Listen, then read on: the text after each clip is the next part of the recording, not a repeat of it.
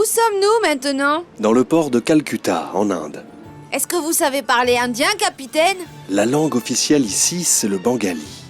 Et j'en connais quelques mots qui me suffisent pour comprendre les commerçants, les marins et pour pouvoir faire mon travail. Et vous savez quoi? Les gens ici parlent 60 langues différentes. 60 langues? Est-ce que c'est vrai, ça? Oui. N'oublie pas que l'Inde, c'est la terre des merveilles. Et la nourriture là-bas est extraordinaire aussi. Elle est tout à fait délicieuse et pleine d'épices en tout genre. Tu es un vrai poète quand il s'agit de nourriture, Loulou. Avant même d'arriver sur place, j'arrive à sentir l'odeur de ce délicieux poivre indien. Ah, tu m'y fais penser. Je vais aller directement chez le grand fournisseur d'épices pour me mettre d'accord avec lui pour importer sa marchandise. Et lorsque vous aurez fini de vider le bateau, venez à notre restaurant habituel au bord de la rivière de Hojli. Je le connais très bien, ce restaurant. À vos ordres, capitaine.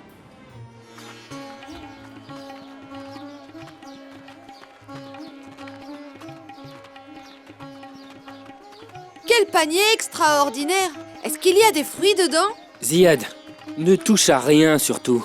Mais j'ai très faim! Fais attention. Il y a d'énormes cobras à l'intérieur.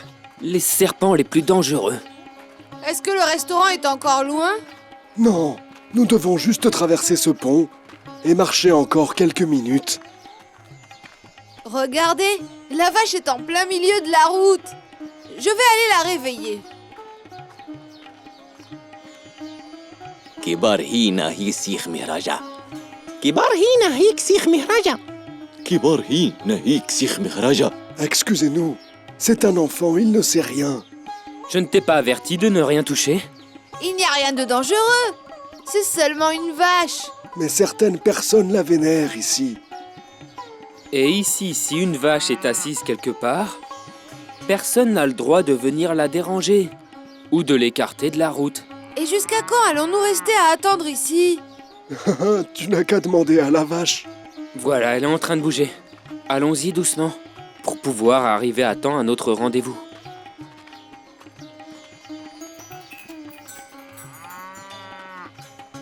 Il faut respecter les convictions et les cultures d'autrui. C'est ce que notre religion nous apprend. Oui, d'accord, mais je suis seulement surpris que certains vénèrent les vaches. Le peuple de Moïse a fait bien plus que ça. Alors que parmi eux, il y avait 2 prophètes de Dieu, Moïse et Aaron. Et malgré ça, ils ont vénéré une statue de veau. Une statue de veau? Eh oui, c'était la statue fabriquée par le Samaritain. Morgane, veux-tu commander des plats pour nous? Et qui est donc ce Samaritain, capitaine? Tu ne connais pas son histoire?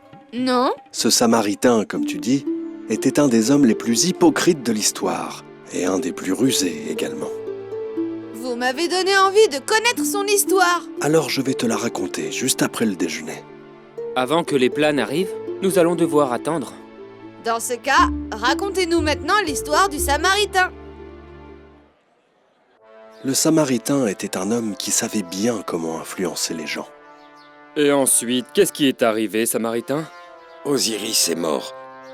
Le roi injuste l'a tué et a découpé tout son corps en tout petits morceaux. Ensuite, il a jeté chaque morceau dans un endroit différent. C'est vraiment dommage. Cette histoire est très intéressante, mais sa fin est triste. Et qui a dit que c'était la fin de l'histoire? Que peut-il se passer après qu'Osiris soit mort? Il s'est passé beaucoup de choses, Martha. Continue-nous l'histoire, s'il te plaît. J'ai la gorge très sèche à force d'avoir parlé, et je commence à avoir très soif. Dans ce cas, je vais tout de suite te préparer ta boisson préférée. Mais comment puis-je boire alors que j'ai le ventre vide? Je vais aller te préparer quelque chose à manger. Et vous, allez-vous rester assis comme ça? Qu'est-ce que tu voudrais qu'on fasse? Il fait une chaleur insupportable. Faites-moi un peu de vent avec les feuilles de palmier. D'accord, Samaritain. Ce qui compte, c'est que tu nous continues l'histoire d'Isis et d'Osiris.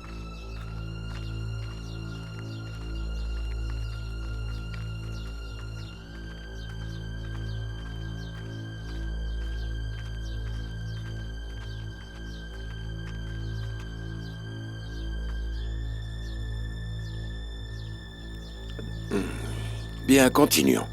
Isis a longtemps pleuré pour son mari bien-aimé. Puis elle a recueilli ses morceaux. C'est moi qui vais te transformer en morceaux, Samaritain. Monsieur Halim, C'est la 10e fois que je te vois jouer et prendre du bon temps. venez manger avec moi, monsieur Halim. Il faut que tu finisses de fabriquer les statues qui manquent avant la fête du pharaon. C'est clair? Ne vous en faites pas, tout sera fini à temps, monsieur. Ayez confiance en votre bon assistant. Va reprendre le travail et ne perds pas le temps en bavardage. Croyez-moi, ce moment est un moment incroyable. Asseyez-vous et goûtez cette nourriture délicieuse. Et les statues? Qui les fabriquera? Ce sera fait. Est-ce que vous connaissez le mythe d'Isis et d'Osiris? Je n'ai pas le temps pour écouter ce genre de banalités. Ce ne sont pas des banalités. Les histoires des peuples et de leurs mythes sont un trésor de la sagesse. Allez, asseyez-vous. Tenez, servez-vous.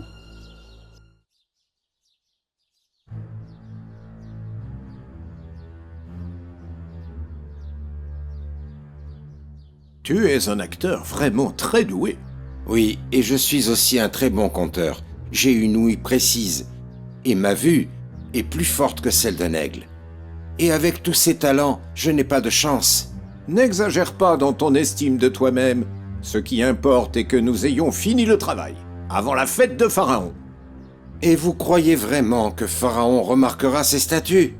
Qu'est-ce que tu insinues, Samaritain? Il est bien trop occupé par Moïse. Cet homme qui a la prétention qu'il est un prophète envoyé par Dieu. Tu as raison, Samaritain. Ce Moïse est un homme très dangereux. Et si sa foi se propage, nous n'aurons plus de travail et deviendrons affamés et sans logement. Mais Moïse fait partie de notre peuple. Il fait partie des enfants d'Israël, tels que vous et moi. Ce que je comprends de tes paroles, c'est que tu crois en lui. Je ne crois qu'en ce qui m'arrange. Moïse est un homme pauvre, qui travaille avec ses mains et ne procure à ses adeptes ni argent ni pouvoir. Je suis très préoccupé par cet homme. Je vais aller dormir maintenant. Tu as fait du bon travail, Samaritain.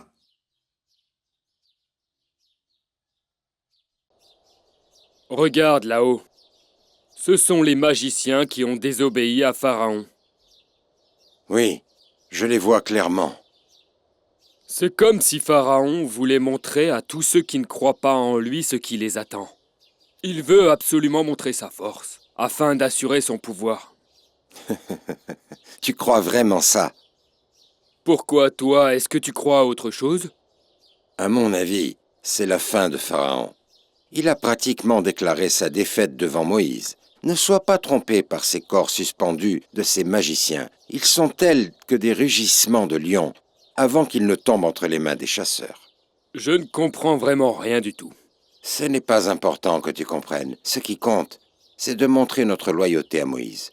Et crois-moi, Mika, c'est lui qui sortira vainqueur de ce conflit avec Pharaon. Je ne comprends toujours pas. Que pensez-vous de tout ça, monsieur Halim? Je pense que Moïse a raison, qu'il est un messager de Dieu, et ce que nous avons vu de nos propres yeux confirme bien cela. Je crois au Dieu de Moïse et d'Aaron. Je suis comme vous, et je vais annoncer ma foi en Moïse, mais sans le crier sur les toits. Et comme ça, si Moïse gagne, nous gagnerons avec lui. Et s'il perd, nous le laisserons perdre tout seul. On fera comme ça, Samaritain. J'ai toujours fait confiance à ton intelligence, et également à la manière dont tu gères les choses.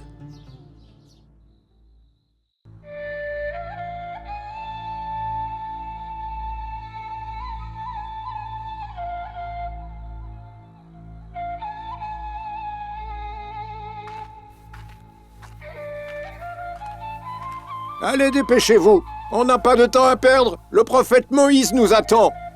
Ne vaudrait-il pas mieux de rester ici? Tu vas te remettre à bavarder? Pharaon poursuit tout le peuple d'Israël, maman. Il tue les enfants et viole les femmes. Nous n'avons pas d'autre choix que de suivre le prophète Moïse. Explique-lui ça. N'emmène pas beaucoup de choses avec toi.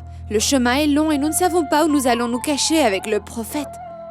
Je sais, Mais ces choses sont indispensables. Ah bon, tous ces bijoux sont des choses indispensables? Ils ne m'appartiennent pas. Je les ai seulement empruntés à une dame, une Égyptienne chez qui je travaillais, et je dois les lui rendre. Moi aussi, j'ai fait ça. J'ai pris avec moi tous les bijoux que j'ai empruntés aussi à une dame égyptienne chez qui je travaillais. Dépêche-toi, Samaritain. Nous allons mourir. J'ai presque fini. Il me reste juste à prendre le marteau, le ciseau et quelques pâtes et colorants. Est-ce que tu crois vraiment que tu vas aller fabriquer des statues? Nous sommes en train de fuir, Samaritain. Fais vite! Si jamais nous mourons, le poids des outils ne nous fera pas de mal. Mais si nous réussissons à fuir, alors tu connaîtras la valeur de ces outils. Tu rêves. Tu n'as pas entendu le prophète Moïse nous parler de son Dieu? Il dit qu'il est le créateur de toutes choses. Rien au monde ne lui ressemble. Il est invisible à l'œil, et il ne peut être représenté sous aucune forme que ce soit.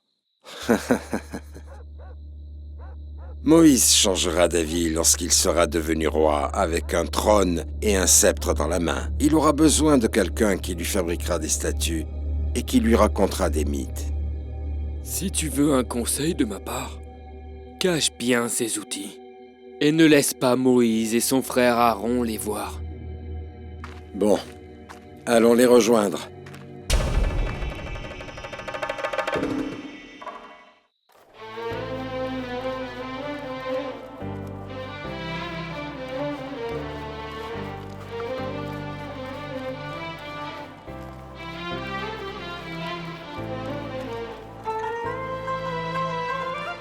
Où allons-nous partir maintenant?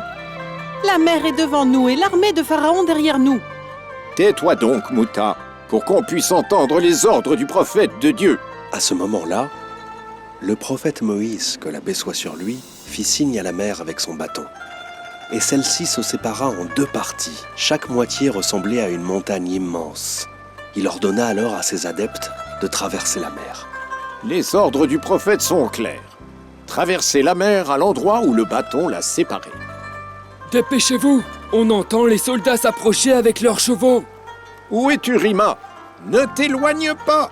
Le prophète nous ordonne de traverser calmement et de faire attention aux enfants et aux malades et aux personnes âgées. Nous n'y arriverons pas, nous allons tous mourir. Dépêche-toi, Samaritain, allez! C'est ce que j'essaie de faire, Mika.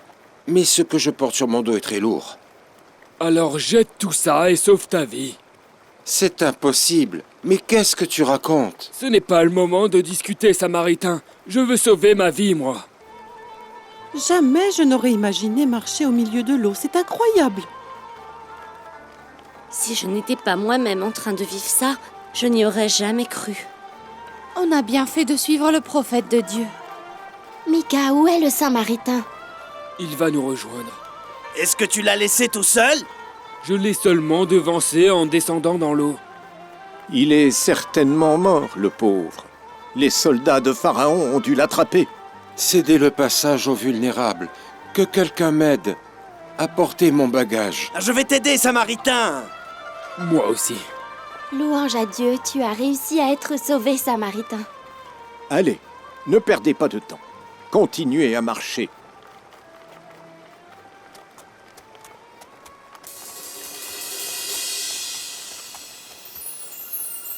Tu as vu ça, Mika? Excuse-moi de t'avoir laissé, mon ami. Oublie ça, Mika. Tu as vu cette lueur éclatante? De quoi est-ce que tu parles, Samaritain? Tu n'as pas vu ce cheval majestueux? Un cheval dans l'eau? Tu veux dire un hippopotame? Ne sois pas imbécile. Tu ne comprends rien ou quoi? Mais tu parles avec des énigmes, Samaritain. Il semblerait que j'ai vu quelque chose que personne d'autre n'a vu. Et il serait plus sage de ne pas en parler. Je vais repartir là-bas pour m'assurer de ce qui se passe dans ma tête. Tu veux repartir là-bas? Tu es devenu fou? Avance-toi et ne te soucie pas de moi. Je serai à nouveau derrière toi dans un instant. Attends, Samaritain! Décidément, c'est un homme vraiment très étrange.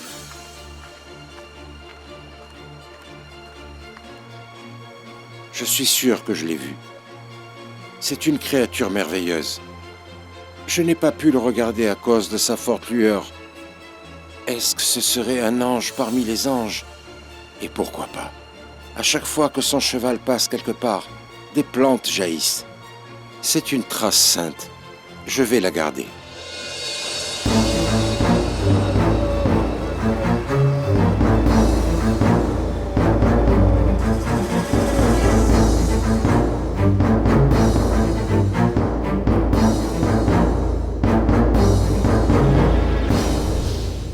Au nom d'Allah, le tout miséricordieux, le très miséricordieux.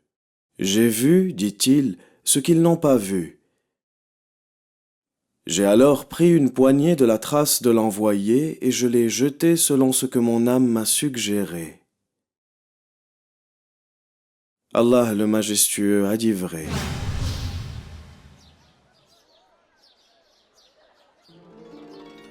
Est-ce que le Samaritain est mort avec Pharaon et tous ses soldats? Et qu'est-ce qu'il a fait avec la poignée qu'il a prise? Lorsqu'on mange, on se tait. Alors il va falloir reporter ces questions pour plus tard. C'est vrai, Loulou a raison. Oui, mais je veux juste savoir ce qui est arrivé au Samaritain. Et pourquoi il a risqué sa vie pour une toute petite poignée de sable? Qu'a-t-il de si particulier? Sois patient, mon garçon, tu vas tout savoir au moment voulu.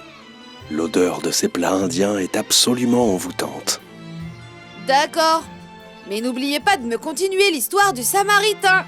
Oui, bien sûr, si Dieu le veut.